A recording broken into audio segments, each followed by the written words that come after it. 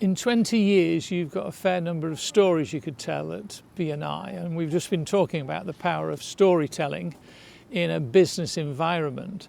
How does stories work in a networking environment? So stories are great because they're things that people remember, and I always encourage people in their 1 minute pitch to tell a story about how they've helped someone, whether it's they've saved them money, saved their life, saved them time, whatever it is, because we can all remember what a story is, so that if we then meet someone in a similar position, we can just tell that story, and it's much easier to recollect than facts and figures and everything else like that. So stories are really a fundamental part of any networking, because actually, that's what people want to hear. You've mentioned on a couple of occasions the word pitch. Do you want to expand upon that? Because some people might think that that's a pitch for business. It's like a sales pitch.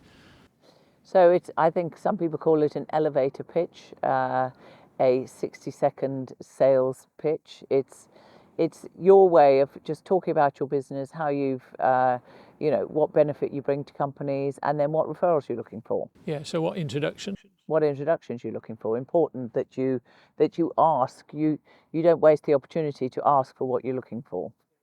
And we're not very good generally at asking for things, are we? No.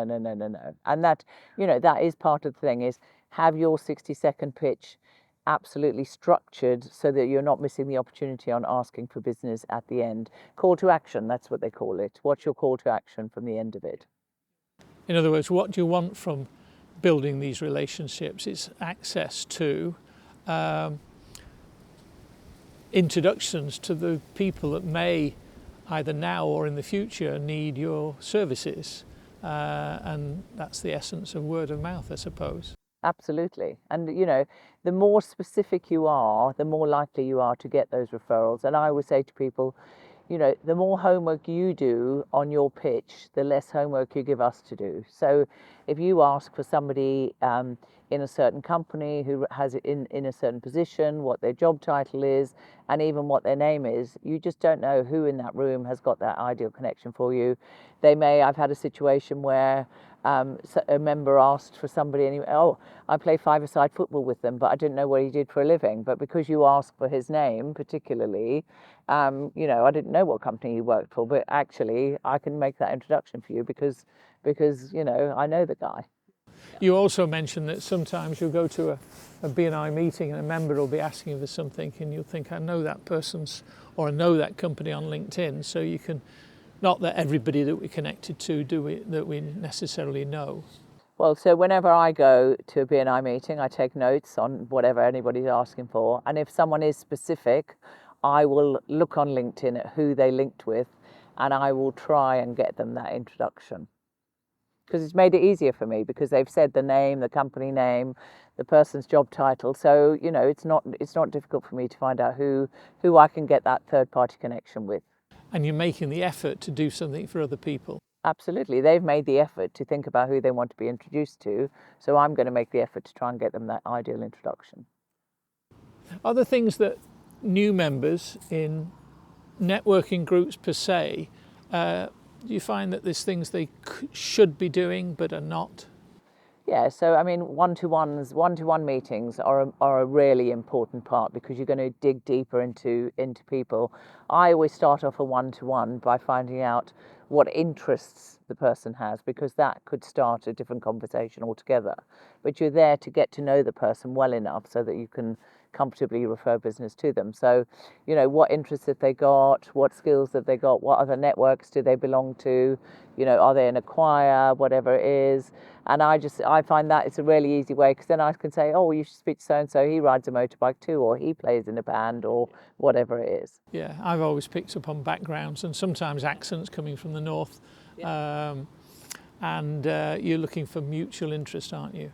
Absolutely. We were talking earlier about the growing popularity of influencers, and we all imagine that these are young millennials, or I think there's something younger than millennials now, either male or female. But I suppose we're all influencers, aren't we? Absolutely, we're all influencing every day. And maybe there's room to think about your networking in your power as an influencer. What's the size of your network? What's missing from your network? How are you inspiring your network to work with you, or how are you helping them? Absolutely, and I think that's a very positive thing, isn't it? Because actually, when you look at the network that you're in, you have some sort of influence on them. So, it is important to use that in a positive way and effectively, because that influence, on average, each person in the room knows 1,000 people. So you're not just influencing that room of people; you've got the opportunity to influence, thousands of people more from just that one meeting that you go to.